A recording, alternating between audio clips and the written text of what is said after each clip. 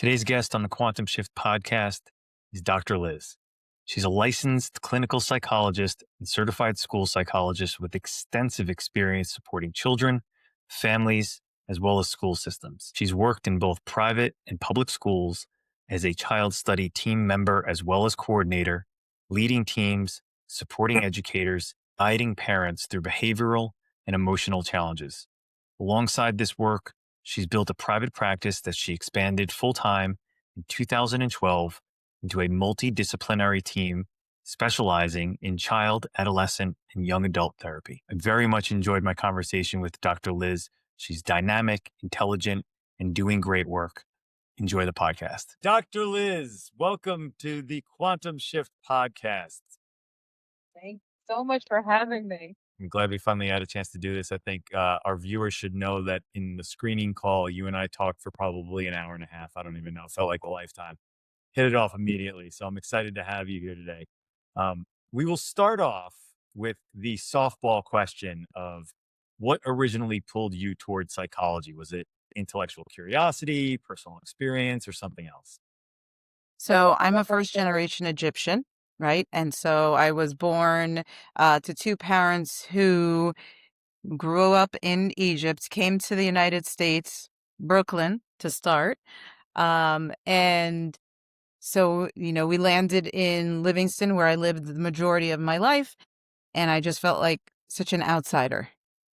And wanting to understand just how I could fit in and building my adolescence, my young adulthood, and never really feeling like I fit in anywhere. Um, having immigrant parents comes with its own joys. You become a translator. You become far more competent sometimes than your own parents. That's what it was for me. And so I was very independent and just wanted to keep on learning and learning more. So I went and took a general psych or an intro to psych class in my senior year of high school and loved it and decided that was going to be my major. Young person to be translating and responsible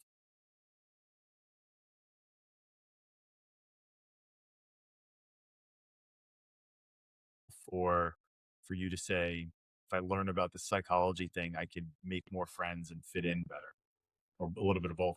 No, it was more trying to understand. I guess I was really trying to be an advocate for kids, right? I didn't feel like I had a voice when I was a child and adolescent, and I don't think I even understood my own needs. I just knew that nobody really knew what those were. And I thought if I could advocate for kids and help parents understand what they need to thrive, then I guess that was in some way satisfying that need for me. That's fascinating. So Dr. Liz getting the training and being able to help the other versions of you as little people behind you. So that's a good segue into the work that you're doing on a day-to-day basis. Can you share with us exactly what it is that you're doing? Many hats within the role that I'm in. So I'm a clinical and school psychologist. I worked in the schools for many years, and I have three children. So when I was having my third child, I realized I was really going to have a very hard time balancing working for someone else and raising kids. So I wanted to find the flexibility and just starting my own practice, which was very scary, but it ended up being the best thing I ever did. And it just gave me such a latitude to practice school psychology and clinical psychology. When my kids got a little bit older and I couldn't work as many evenings, that's when I started bringing on therapists to take over the evening work. So I work primarily with adolescents, young adults, and adults. I do executive functioning coaching, parent coaching, and I do psychoeducational evaluations in line with this school psychologist role. So I can diagnose ADHD, anxiety, autism, learning disabilities, and then parents can take those reports back to the schools and get the 504 plans, IEPs that their kids need. College kids take the reports and get 504 plans. And kids in graduate school, adults in graduate school can also use my evaluations to get accommodations. Within the practice, we have play therapists as well. So we do really cover the gamut from age 3 until whenever. Wow. I know that when we first spoke, I found it really impressive how, if everybody that's listening does eventually go to Dr. Liz's website, it seemed unique to me for a clinical practice to have such detailed photographs of the interior of your office, and it seems so warm and so welcoming. Is that is that part of your whole ethos and philosophy to like share those photos and be like, hey, safe space? It's like this will be fun. So it's actually like a 360-degree street view because I had very anxious children when they were younger.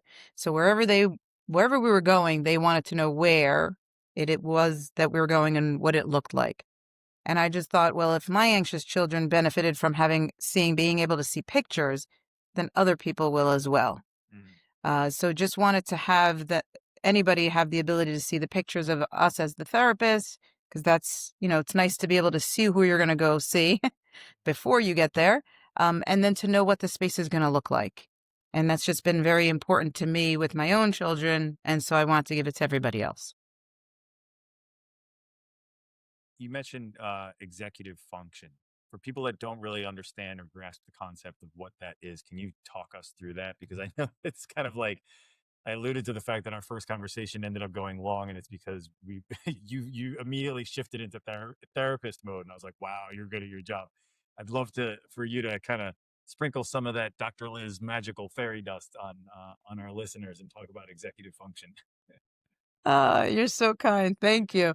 So executive functioning is relevant to people who have ADHD, which is a disorder of executive dysfunction here too. Not realizing that that's what it was. But it's helping people of all ages, usually middle school and up, and even just working with adults, parents, who are struggling to keep order of their day, of their schedule, of the things that need to be done for their children in their home, with their job, realizing that they procrastinate or they have a hard time getting started and then following through. So, kind of looking at emotionally where are the obstacles happening and then putting strategies in place to help them accomplish their goals. So, for students in middle school through college, we look to see where are you struggling with prioritizing, time management, organizing your materials, your life materials, so that there's a place for everything, and creating systems and real like strategies that can be used from day to day. Creating systems. So, talk to me about that because I'm gonna make this all about extract as much information out of you as I possibly can so that I'm curious for those that are listening that are kind of like, hey, I think I have ADHD because all of those things that she just said, I deal with. And what are, you mentioned a couple of strategies there. Can you walk us through tactically, like what do those strategies look like when you're working with somebody? Absolutely. So, one thing the ADHD brain does very naturally is tries to find solutions every time it's faced with a situation, right? But we don't have to keep reinventing the wheel. We can create a system of this is where I put my keys so that not every day I'm looking for my keys. So for parents, even adults, for a while, I had buckets by the door for my children and for their stuff. So they would walk in, they would drop their backpack, their jacket, and their shoes. So there wasn't any, where is my other shoe? Where is my backpack? It was in the same place every night. And it was placed in the same place at the end of every night. Pick up your shoes and they go. I'm a big fan of like buckets, having a space for things with labels.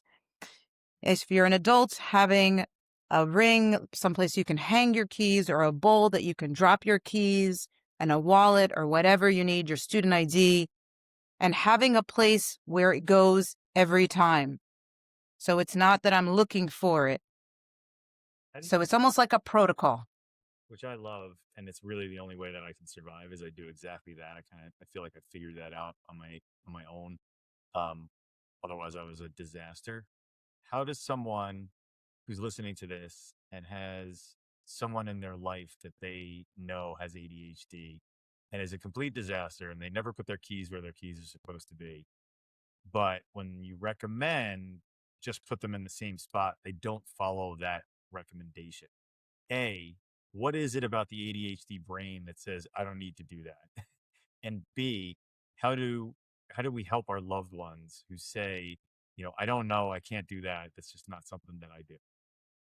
So I always start with what's important to you, right? So if I'm working with a teenager or a young adult or an adult, a parent, what's important to you, right? I need your buy-in. I need you to tell me where your biggest pain point is, because if I can help you find a system that works, you will then create the momentum to create more systems.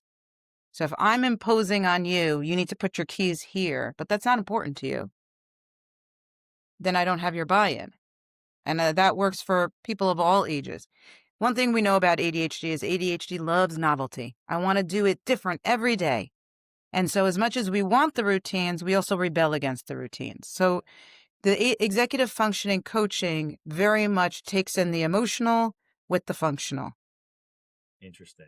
And I really, really focus on what's important to you. Where do you need to make change to make your life easier so you're not spending so much time trying to get out of the door? How do you I studied psychology for my undergraduate work and worked in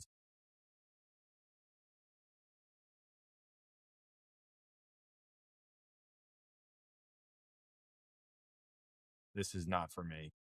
Um, I think I got too involved, like too attached emotionally way too quickly.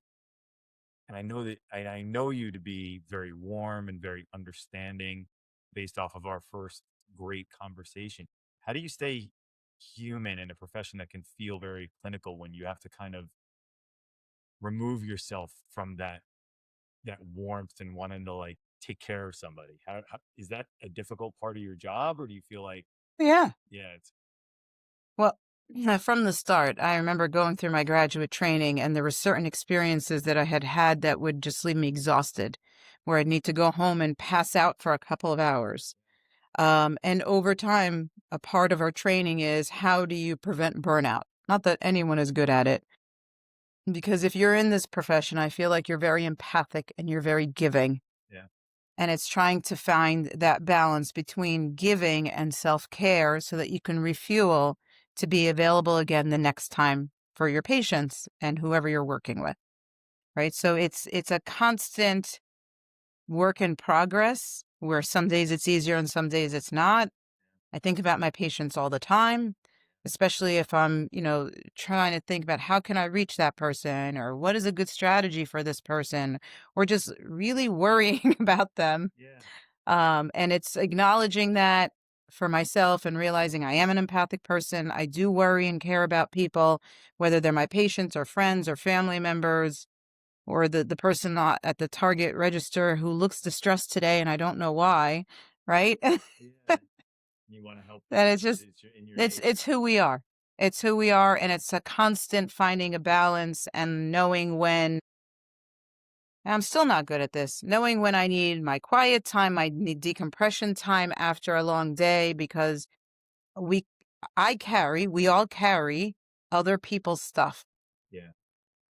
How, it's interesting. I'm curious because I noticed on the website you've got a team, like you got a big business, right? So you're a mom, business person, a clinician. Um, Walk us through, and you don't have to share too much, but I'm curious, like, what does the day to day business functioning look like? Like, how does your team work? Like, do you guys share um, the case work, the case load? Do you have like weekly meetings where you debrief each other on the sessions? Like, because I'd imagine that you can get more profound, deeper work done with that many people under the same roof, kind of all marching in the same direction. What does that tactically look like for you?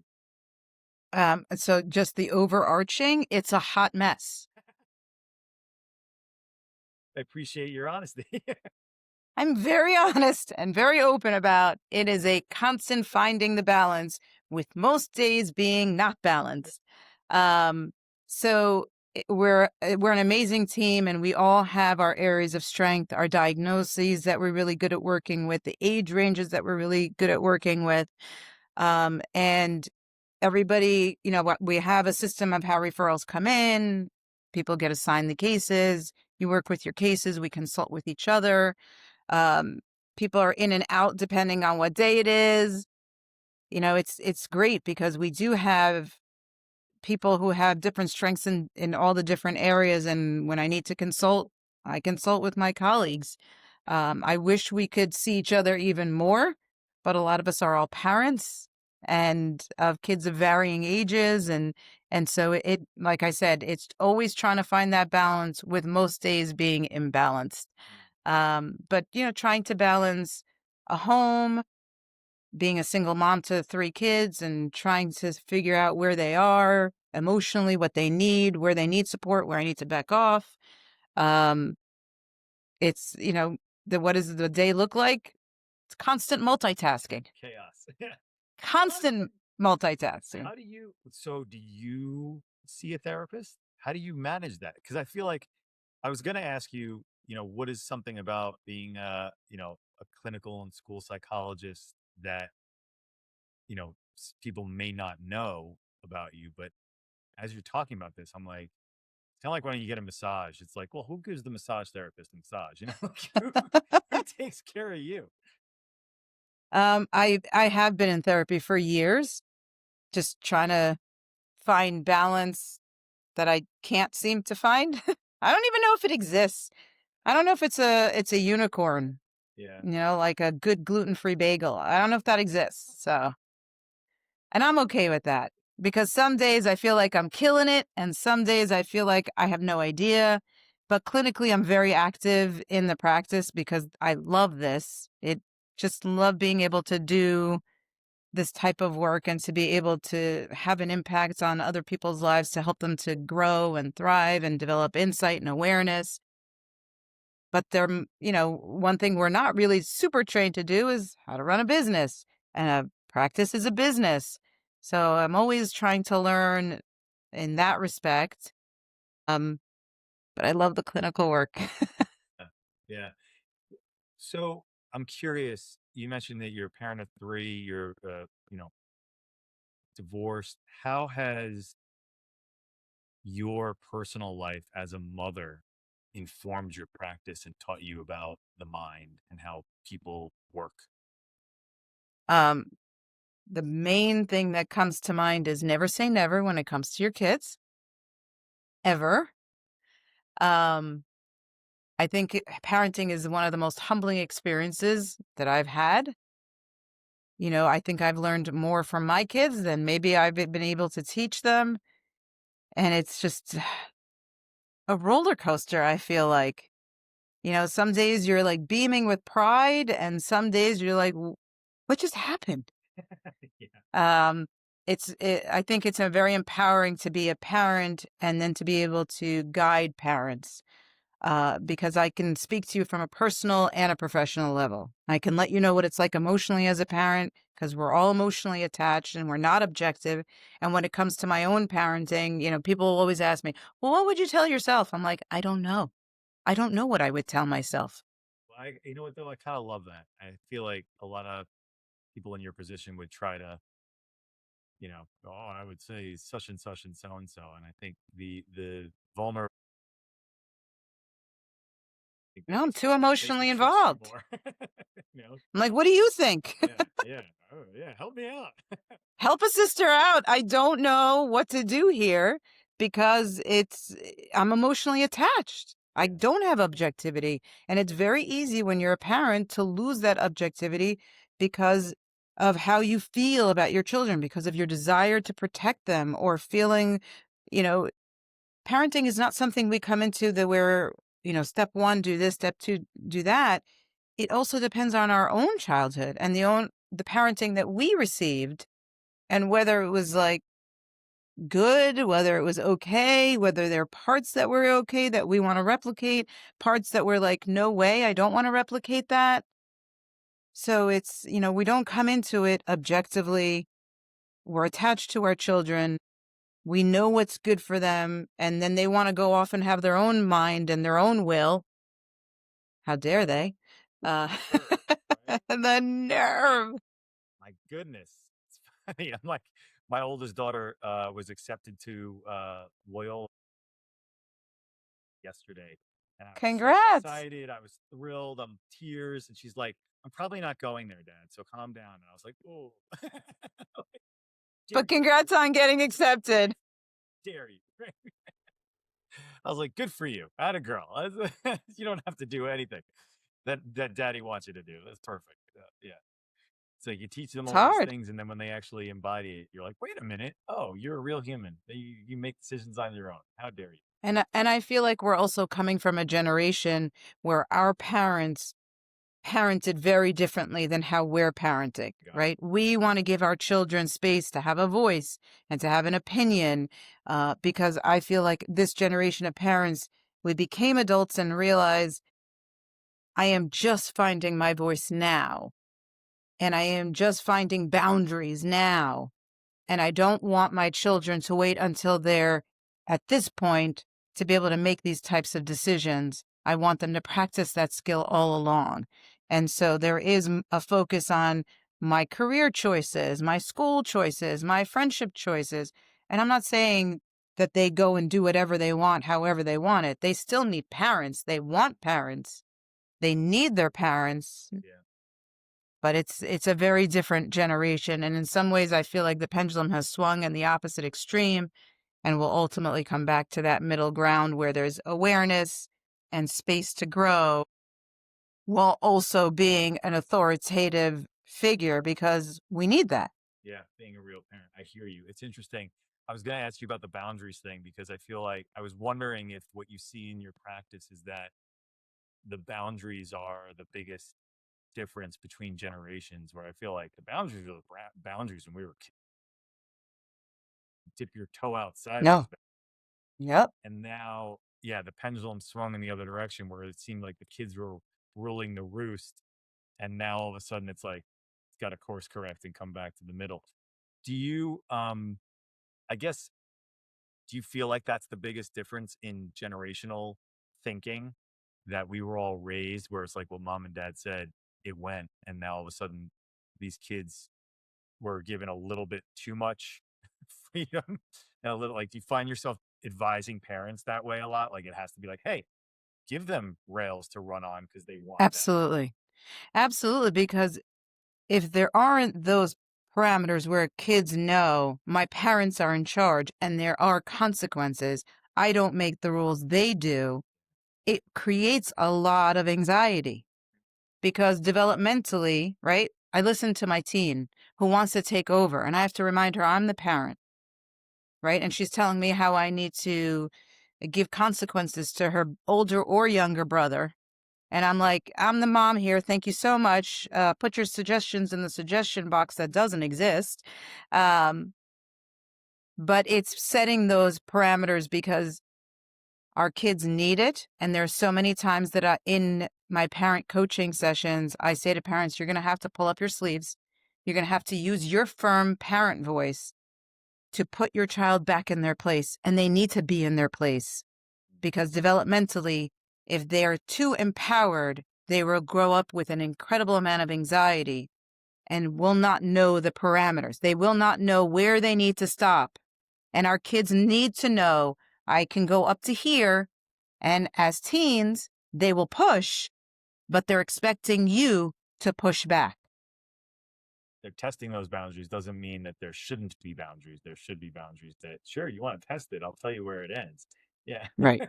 So something like an example in my mind that is as clear as day is I was in my master's training, and I went to a day program, and there was a group, and I was sitting in the group, and one of the girls was saying, last night I was sitting in the family room and my mother came in, and I said to her, you need to leave.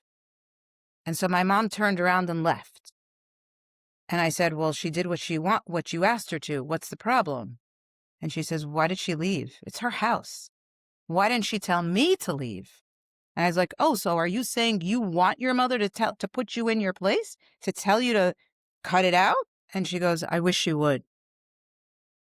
And that sat in the back of my head. And I was like 23, 24. And years later, that just kept replaying in my head of how she was craving her mother setting the boundary, of her mother setting her position of authority and saying to her, "This is my house and this is my room. I pay the mortgage." Fascinating. I never thought of it that way because then all of a sudden, I guess if you're the teen that says get out, the parent gets out, and then all of a sudden the realization hits like, I'm not equipped to make these decisions. And then that's where Exactly. the anxiety arises. Exactly. That's Right. fascinating. Think about it. We feel the safest in places where we know there's someone in charge, Right. right? And I know you're in charge. I know I can push all the way up to here and then I have to stop. We need to know where we can go. We literally need to know how far we can go in this space. And that creates a sense of security and safety. And that is a major developmental milestone for our kids and teens. Do you feel like it's like a generational, like we just missed it on our part? Because I see, like, I don't know, I run a tight ship at home, but there's also lots of leeway now that they're teenagers. But for example, for many years, I was the social media guy. The social media because I ran a social media agency. My daughters were not allowed to be on social media until they were 15 years old, and and that was frowned upon by other parents. Like, oh, let your kids get on, and I was like, absolutely not. And I think that sort of firm hand around things that are like so culturally driven. Because I said no to my girls, they weren't exposed to it, so they didn't care. Like, they weren't given a taste of the sugar and then want more sugar. I was Right. like, "No, there's no sugar in the house," so they didn't crave it, right? Until it was like, "All right, they're old enough now, they can understand why," and then we sat down, I said, "You know why? These are the things that happen. It could be a sexually charged environment. It could be a bullying scenario. The statistics say that girls, handle bullying worse because of like, to be able to have that conversation is that like the biggest reason why you end up seeing people because there aren't those rails from parents? It's a big one for a lot of parents who are like, "I don't know what's going on. My kid is acting out." And then when they seek parent coaching, it's like, "Oh, great. Start with where the biggest area of struggle for you is happening." And then we start to create understanding, awareness, strategies. And I end up doing a lot of work of saying, "How were you parented? What's your relationship like with your parent? What were your expectations when you came into being a parent?" I mean, I can tell you what mine were. I was going to tell my kids what to do and they were going to do it. Oh my gosh. Yeah. There's a lot of that, right? I'm like, my dad would already like I would have been in my room grounded for a week before this was even a thing. Yeah. It's I probably would have been dead. yeah. That's I what's wouldn't have trying to be made it a gentle here. chance. Trying to be gentle here. I'm like, yeah, but I've said that to my kids so many times. I would be not here as your parent if I tried to pull half the crap you guys try to pull. yeah. So I'm curious because I'm obsessed with like Adler in psychology. And I know that a lot of the Adlerian, I guess, is that a word? I don't even know. That sort of ethos goes against Freudian, where it's kind of like Freudian is more like digging up the past, working through those things. Adler is kind of like you're in the moment, you stay in the moment. I find that Adler, as a 50-year-old man, that helps me a lot more than kind of digging up things in the past and trying to figure it out. Do you and your fellow clinicians have a sort of ethos or are you motivated by Freud? Are you motivated by Adler? Is there a sort of, I don't even know that. Is that like a thing for practices where you all, Well, like have a general theoretical orientation, which is cognitive behavioral therapy. okay, So, for a lot of the therapeutic work, it's identifying the thoughts that may be contributing to the behavior. And sometimes it's the reverse of let's change the behavior and then it'll change the thoughts. But we have to think about where did a lot of these patterns develop. So I feel like I have a bit of a balance of I want to take the cognitive behavioral strategies and help you in the moment to make the changes that you want to make. Because again, you have to, it's not where I think you need to start. I might have an idea, but especially when it comes to young adults and adults, it's where is your pain point? Where do you need support? But it's coming back and looking at the patterns of communication, patterns of engagement, pattern of relationship, expectations, boundaries, standards, right? And then what you internalize from that. And then again, how you want to do that in a similar fashion and how you want to do it differently. So I'm very holistic in that respect. Are there certain specific issues that don't respond well to purely cognitive approaches? I really do value the importance of our earlier childhood patterns and how they've contributed to our present day thought patterns. Okay. Right? So how you were spoken to, what the expectations were, right? Those messages that were conveyed to you in your childhood, you then internalize as your own voice. So a lot of times I'll say to someone, whose voice is that? Whose words are those? And they'll say, well, that's the message that my parent gave me. Okay, but now you're reiterating it as your own, and it's not necessarily motivating you. In fact, it's discouraging you. So let's go back, take a look at that, and then we can come back, rephrase this so that you can then be motivated to work towards your goal. Interesting. Do you see the sort of that's kind of trauma that people are dealing with? Does it live differently in the body than in the mind?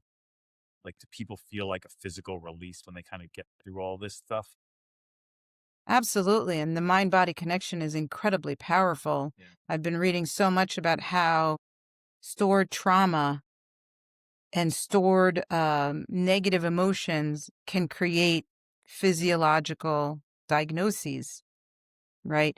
And how I'm not saying once you work through that, all of a sudden your diagnostics are gone if there's like a medical condition, but it does create inflammation. If you're pumping cortisol all the time in your body and your body's in a heightened arousal state, it depletes the body in a lot of other ways, right? So the mind body connection is huge. And those anxious thoughts or those negative thoughts drain, and I've done so many exercises where, just sitting quietly and giving myself a positive message versus a negative message and just taking note of how I feel. Do you find that a lot of your younger patients, how do you explain to kids their sort of nervous system dysregulation? How do you articulate that to kids? So I ask a lot, how does your body feel when it feels like out of control? And sometimes kids can give labels to it, and sometimes I have to facilitate. Do you feel like your jaw is clenched? Do you feel like your fists are clenched? Do you feel like your stomach is rumbling? Feel your heart beating out of your chest? Do you feel like you can't focus on anything and the room feels like it's like swirling? Adult is like that. Isn't that just Monday morning? What's We're not supposed to feel like that, by the way. Don't we all feel like what's going on? Wait, isn't that we can? We do, right? And that's when you stop and go, okay, what are all the ideas that are swirling in my head? Let me write them down so they're out of here on paper and I can create a plan of action for my day. Because that's anxiety. That's a lot of anxiety.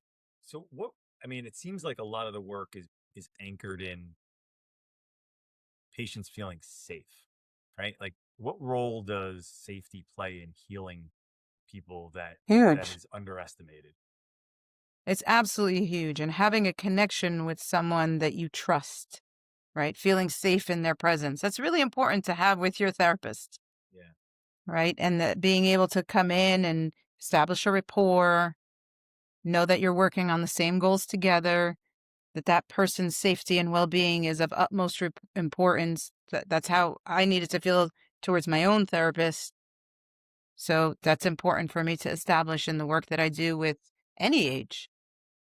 Do you feel like why is it that really smart people end up struggling silent? Like, what is that about the human condition? I think it has a lot to do with what was reinforced or not reinforced as we're growing up, right? A lot of people are overfunctioners, hyper independent, and we grew up in that generation where you're feeling scared, shake it off, Yeah. right? Uh, if you're trying to share maybe in a family that you were upset by a parent's action, but that parent doesn't really know how to take responsibility and not apologizing, we learn certain things through those communications and through those interactions of mom, dad, I didn't like when you embarrassed me in front of my friend, right? And then saying, I didn't realize I embarrassed you. I'm sorry. I'm not going to do that again. Whatever that is. Can you imagine our parents saying that? I never imagine. I can imagine my mother doing that now. Now. I'm like, yeah, but I think about my father who's passed. God bless you, Dad. There's no way my father. I don't. My father definitely never said he's sorry about anything. Just it But was that not. generation just didn't. Yeah. It's like, I gave you life. I'm giving you a roof. There's food in the refrigerator. Correct. Correct. We're taking it one step further where it's like, I brought you into the world and now I want you to go and be a well functioning, well adaptive adult human being who can support him or herself in the world and maintain relationships. Really, that's what we want for our kids. Yeah. Yeah. Be like a functioning adult that could handle. It is interesting because I do find myself apologizing to my daughters, and I kind of chuckle to myself when I'm saying sorry. I'm like, this never would have happened if I was, you know, if it was 30 years ago. But it No. does feel good when you screw up and apologize to them, and you know that it was needed. You know, you're like, I oh mean, we're yeah, teaching them I something. flubbed. We're teaching them when you mess up, it's okay to apologize. It actually strengthens the relationship and creates more space for safety and vulnerability, knowing that someone isn't going to take advantage. I always think of it. Yeah, it's so interesting. Like I always think about, I don't want them to be in relationships with men that don't know how to apologize. So I'm like, this is the best possible thing that I could do is if yeah, go forth and profit, right? what does, how does, I'm very curious about this because I know I've experienced it in my life and career, but how does burnout differ from depression, differ from anxiety clinically? Because I feel like they get thrown into the same pile in Well, I think situations. burnout does include some anxiety and depression, right? It's being depleted. When you think about it, it's the battery's depleted and you keep running. That's what burnout is. I'm giving without getting a chance to replenish. I'm starving, but I'm still feeding everyone else and not feeding myself. Right? Do you So think that that's the burnout, most like? Do you think that even my question, like, is that like the most misunderstood mental health diagnosis? Is that like people do lump that all into the same thing, where it's like burnout, anxiety, depression, bleh, it's all the same, right? Is that so I feel like my job, and someone says to me, I feel this, is then to ask questions to get an understanding so I can get a conceptualization of, where are you struggling? How is that impacting your day-to-day functioning? Like I said, a lot of people, it doesn't impact their day-to-day functioning. In fact, they overfunction. They're very independent. They get a lot of things done. And doesn't mean that person is necessarily well. Like, check on your overfunctioning friends. Check on your hyper independent friends because they're not always well. so interesting? It's like I don't think I really understood that until I've had a bad year, and I'm like, the friends that reached out to me the most and were like annoyingly reaching out to me have been my best friends. Like like the ones that I'm like, oh, those are the real ones, right? Like that can sense something is off. Where I'm like, I'm fine. They're like, no, you're not. Like You need people like that in your life, I think. Absolutely. I'm very interested in psychedelic assisted therapy. Is that something that you have explored or interested in at all? Like, not at all. Oh, I don't. So to be completely honest, I don't want to lose control. yeah, I've heard about it. I've had friends who've talked about it and experienced it.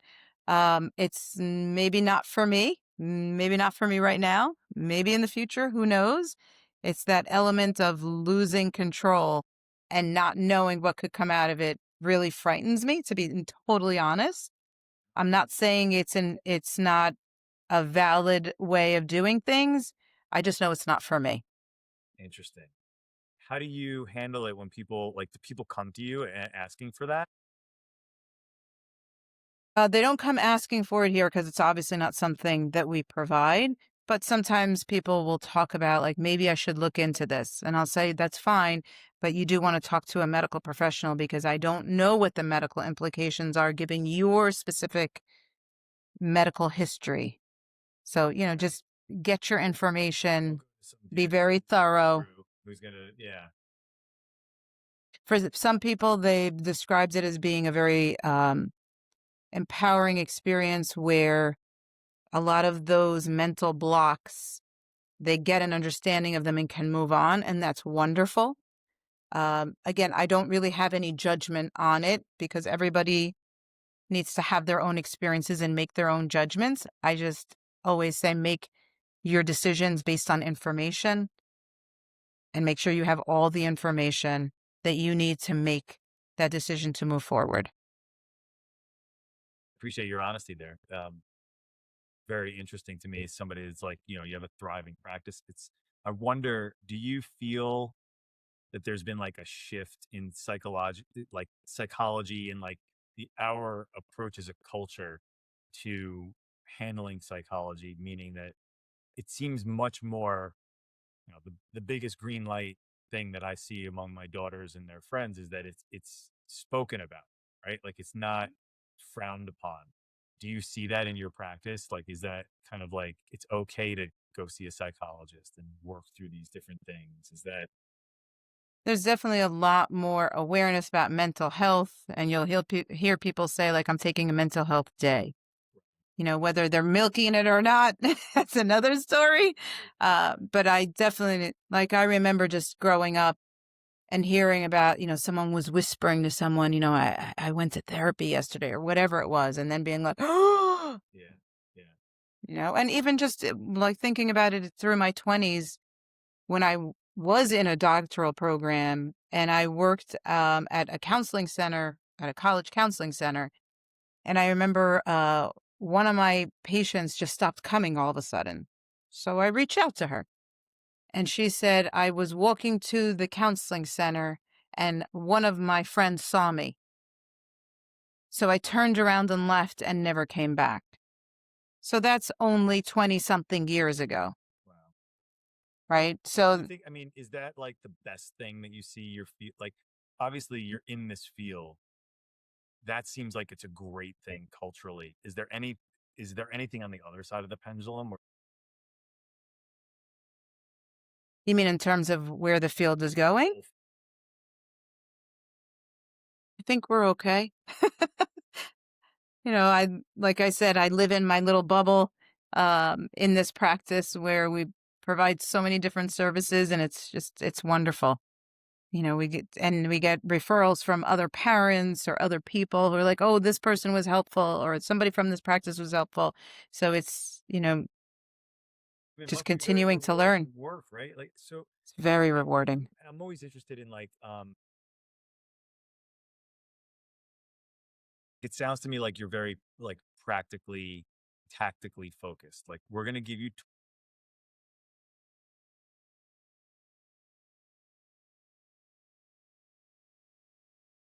is this an ongoing thing for young people where you kind of like get into the rhythm, be comfortable going to a therapist? You go to the gym, talk to somebody and get over that hump.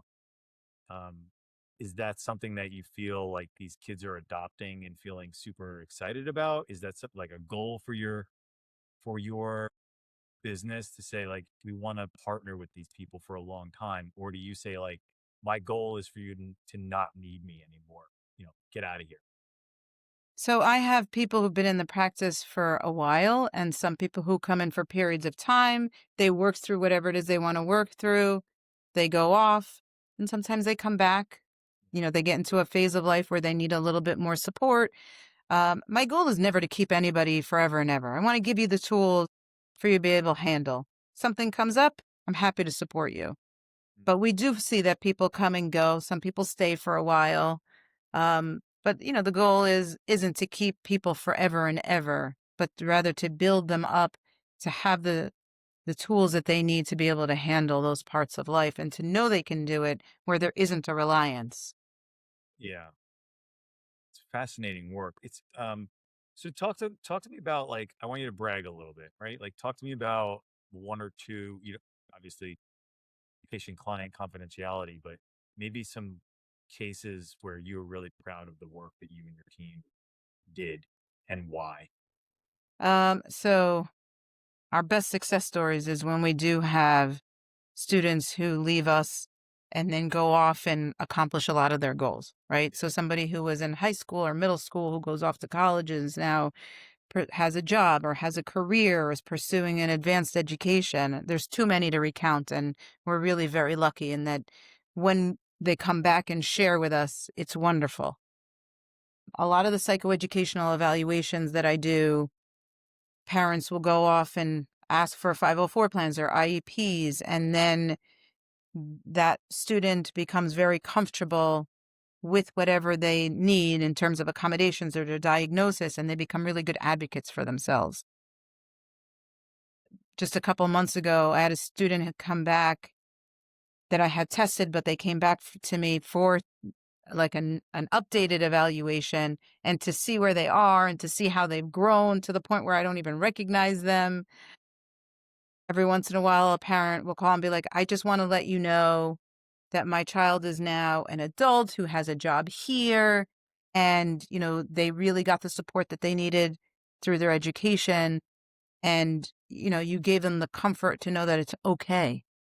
And that type of stories just makes me feel like, oh, okay, I'm in the right place. I'm in the right place. So to parents that are listening to you right now and they're not in the tri-state area and can't work with Dr. Liz, what are some questions that they should be asking like potential practitioners before they begin work? To think about that theoretical orientation, whether it's cognitive behavioral or dialectical behavioral therapy, there's so many different orientations and the flexibility of the therapist to be able to work with the client to be able to help them work towards their goals, right? For them to ask questions about what is the specific age range that you're really effective with? What are your credentials? How long have you been practicing? That kind of thing I think is important to parents to ask. And sometimes when parents within my community are like, can we come and see you? And I'm like, no, you can't. Conflict of interest. But so I have my colleagues that I refer to when that happens, just because I want everyone's needs to be met. And if I can't do it, then I'm going to refer you to someone who can. And then I feel like the first one or two appointments is you interviewing your therapist as much as they're interviewing you and getting a sense of that goodness of fit because it's a relationship. And making sure that your personalities sync, that their style of communicating works for you, their sense of humor works for you, just even like facial expressions or lack thereof, intonation or lack thereof, right? So making sure there's a good match. And, I've had therapists myself where, there was too much of a flat face going on for me. And I just thought this isn't a good match. I'm too dynamic. Yeah. I I wear a lot of my emotions on my face, even when I don't want to, even when I'm like, face, don't do that. It doesn't work. My face gets me into trouble all the time. Yeah, I understand that. I understand that. But it is a relationship, and it is a matter of finding a good fit. And that's something that, we really want anyone who comes into our practice to know, that if it doesn't work with one therapist, it's okay. We can help you find another. And if that therapist isn't in this practice, that's also okay. Is there maybe like one singular truth about the human mind that you've learned over your career that you wish everyone understood?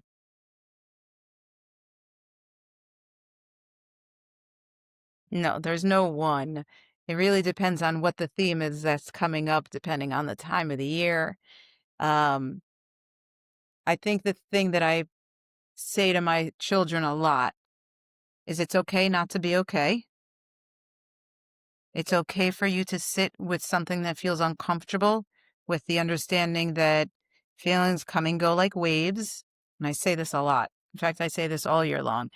Um, it's going to come in really intense, and then it's going to fade out. And we always come back to our baseline, whether it's I'm really happy, I'm really sad, I'm really angry, I'm really whatever. You are going to come back to your baseline, because that's just the way we're kind of biologically engineered.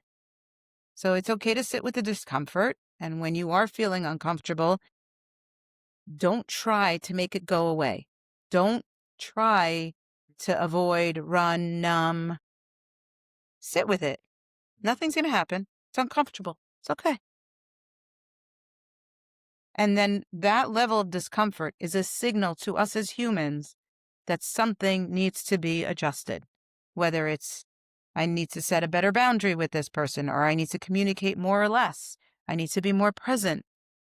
Whatever the need is to sit with it and figure out what that is, and then move forward and make that change. I'm not a big fan of making any change quickly. I like slow and systematic. And I like it. I know for my own self, I don't like a lot of change. And I like any change that I make in my personal life, in my parenting. It's one baby step at a time. Wait to see how it works, recalibrate, and come back to the next step.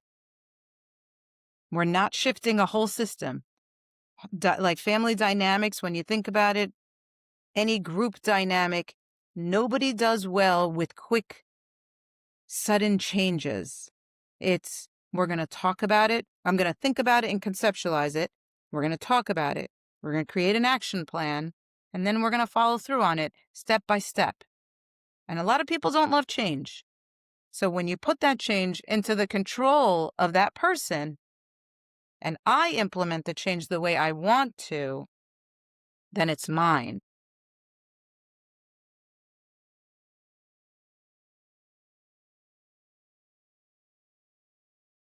And it's powerful. It's very powerful. How do you get family buy-in when that happens? Do you get, because I was kind of chuckling because I tend to move very fast and, bull in a china shop. And Same.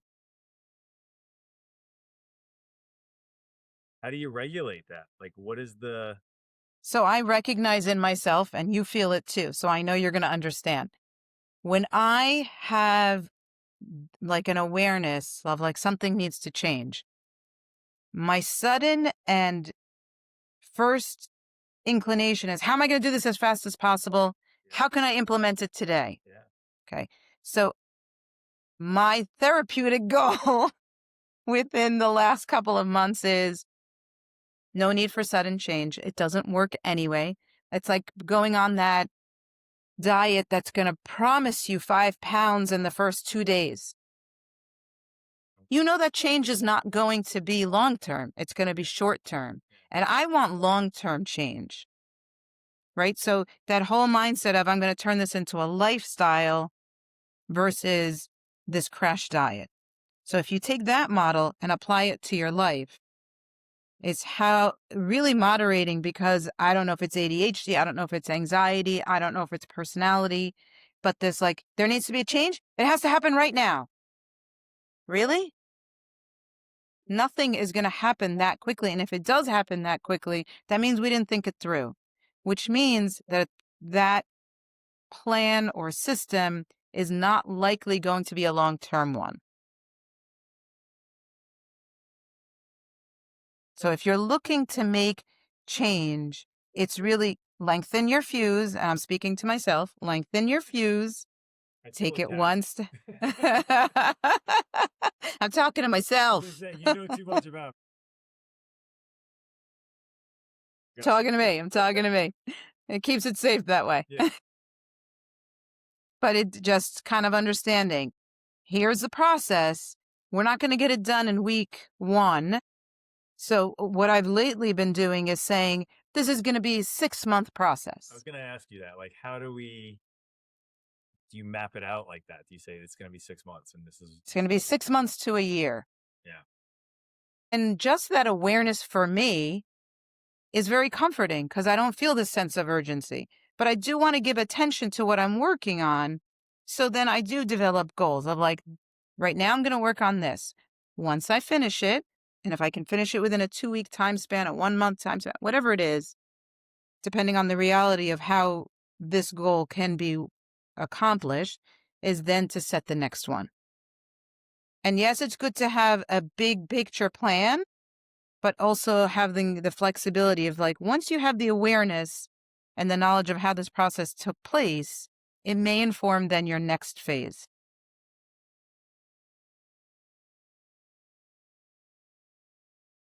So when you have that 6-month plan in front of a patient or family of a patient, assist them through that? Is that like a weekly thing? You're coming in for an hour? So often we start weekly. Yeah. And then we move to bi-weekly. And then once our goals are really starting to get accomplished, then we move it to once every 3 weeks, once a month check-ins, and then come find me when you need me. Yeah. But a lot of the bulk of the work is done in the beginning, and it happens usually on a weekly basis until we have our momentum, we have a nice rhythm, and they can begin to internalize a lot of the strategies that we've spoken about and set in place, and now they're part of your routine. So do you give your patients homework? I mean, it sounds like there probably is a lot of homework involved here. Yeah. What does that look like? Like, what are the types of exercises that you have them do? Sometimes it's, I want you to go home and just think about this. Between now and the next time we meet, just sit and think about it, because I feel like when you're trying to make change, you need to wrap your mind around it. And I have 3 children who are very much like this. And I say this a lot to them. I want you to sit down and wrap your mind around this, give yourself a bit, and then we can start making movement. But sometimes you don't have to go and do anything, especially with teens and young adults who might come back and be like, well, I didn't do this. Right. And I'll say, that's okay. Did you at least think about it? Okay. Because if you thought about it, you were still doing something, because it's changing your thought patterns. It's giving thought to it means you're thinking about how you can actually take this and begin to implement it, even though you haven't done it yet. But you're thinking about how you're going to implement it. That's a really interesting way to look at it, right? You're like, okay, even if it crossed your mind, it's crossing your mind. So that's a good thing. And I'm going to be totally transparent. In a lot of the therapy that I've done, just bringing my awareness to the thing that needed work helped me to find ways to make the change. And it changed the way I thought about it before I even implemented any action. And just bringing awareness to things at times is very powerful and effective. Sometimes what you need to do is shift the way you think. Shifting the way you think will likely change the way you respond, act, what you say. And that's important too. Do you integrate? I think it's very important. Also very difficult, right? It's tough work. If you're teaching young people how to meditate how to create space, young people, old people as well, right? Like I struggle with it. Um, where I feel like when it comes to like the burnout, anxiety, depression thing, sometimes when you're in it, you can't really see it. Like, you know that there are issues in your life, but you haven't labeled it. You haven't been like, oh, I'm depressed. Yeah, that's what's going on. Um, does it take meditation, working with the clinician to kind of suss that out and extract that? Or are there ways that people that might be listening can do it on their own? So I'm personally the worst meditator on the planet. The minute you tell me to try to not think about something, now I think about everything. I think what I like to do, I have a space in my home office where there's a window right in front of my desk. And so when I want to give thought to something, like I'll just intentionally sit for no more than 3 minutes because my attention span is not that good. Um, so I'll literally have a piece of paper written with whatever it is that I want to give space for. And I think even just the language of giving space to versus meditating to me feels doable, where meditating doesn't.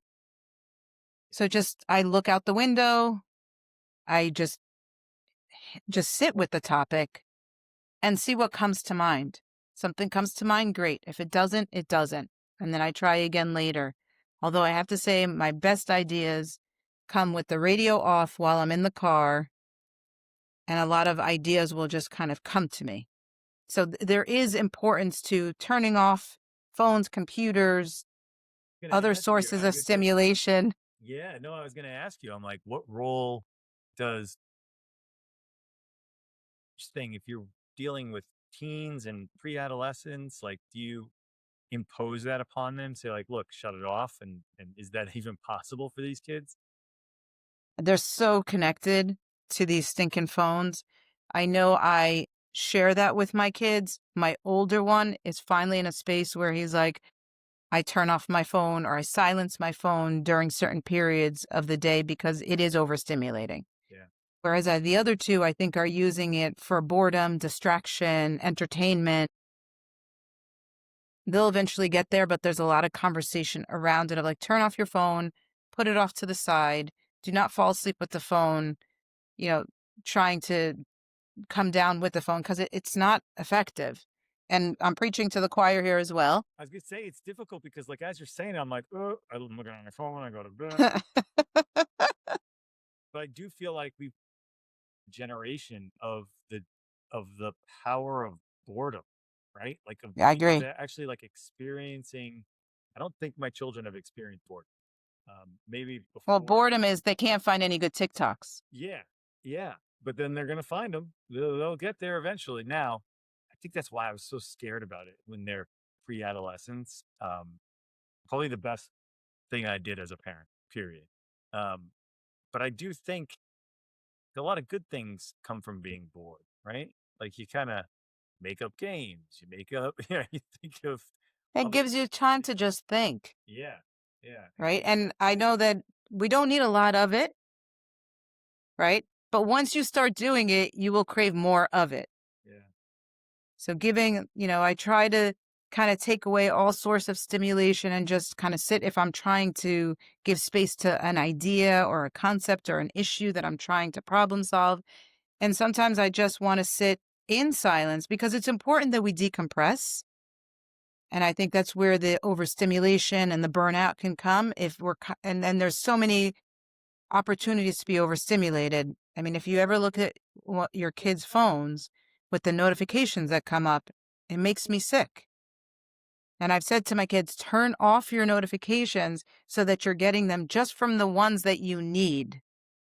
And then you can go into the app to look to see what's going on, but you don't need all these notifications because it's distracting So distracting. So and overstimulating. It's too much information. We have access to a lot of sources of information, whether it's our Apple Watches, our phones, our computers, our iPads, the list goes on of all the things. yeah. But being able to disconnect for just small periods of time to decompress, and let the noise leave the brain and body. Are there any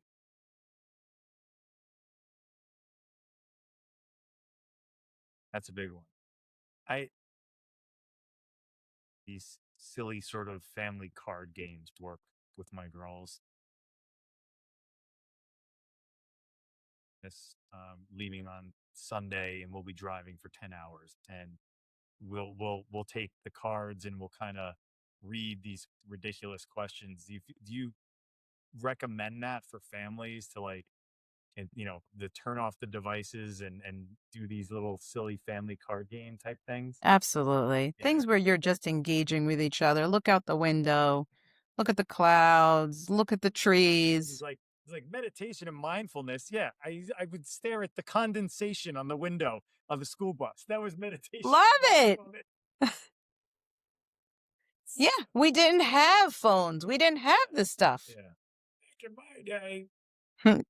I know. I always say when the dinosaurs roamed and cell phones weren't a thing. It's so true. So what's the future of Dr. Liz and her clinical practice and practitioners look like? Like, what are the things that you're excited about for 2026? Hmm. Good question.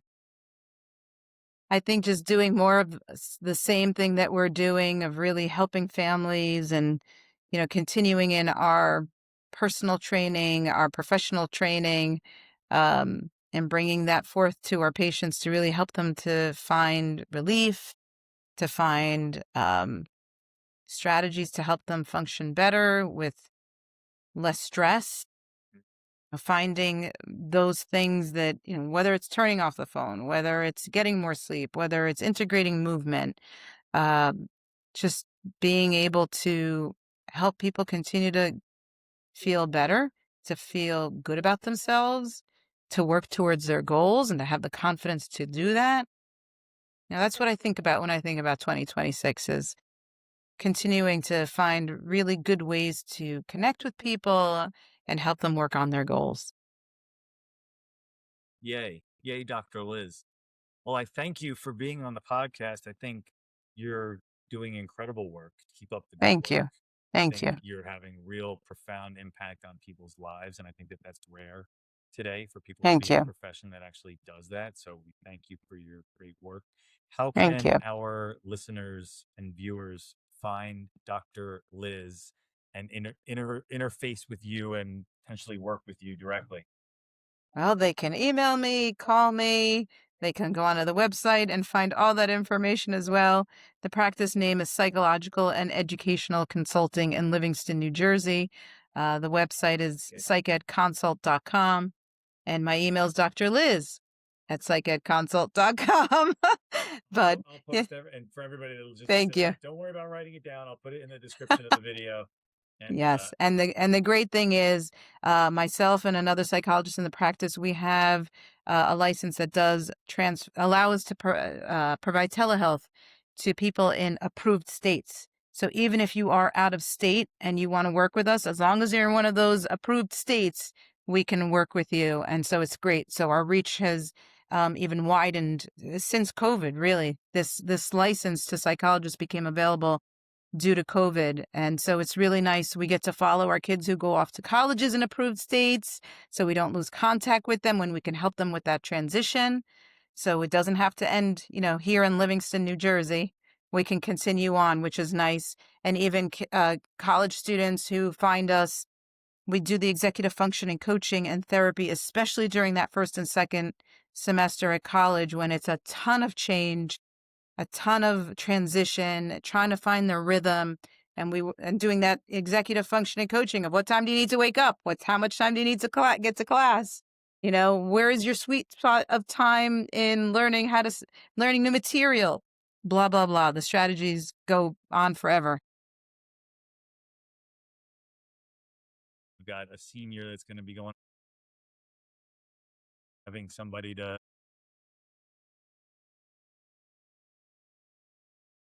It's wonderful. I can't tell you some of my favorite sessions were a young woman went off to college and was like, I don't know how to change my sheets. sent her the link to a YouTube video, and we watched it together. And I guided her, and I was like, my daughters, they don't really understand how time works. And it's like, yeah, they don't understand a lot about how life works. Yeah. How do I do? Yeah. Right. And I think we do so much for our kids. And again, going back to that original conversation we had, closing that loop, our parents didn't do that much for us.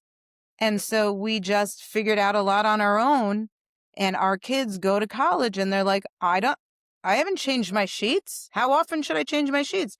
How often should I wash my laundry? I have no idea. Well, at least you're there to. I'm Dr. happy Liz to. Nissim, thank you so much for everything. Thank you. It's been an absolute Thank pleasure. you. I'm glad we had the opportunity to do this. I knew it was going to be a great podcast first moment I spoke to you. Thank you. Appreciate all the great work that you're doing. And thanks so much. Thank you so much for watching the Quantum Shift podcast. If you enjoyed it, please subscribe, like, and share. Thanks so much.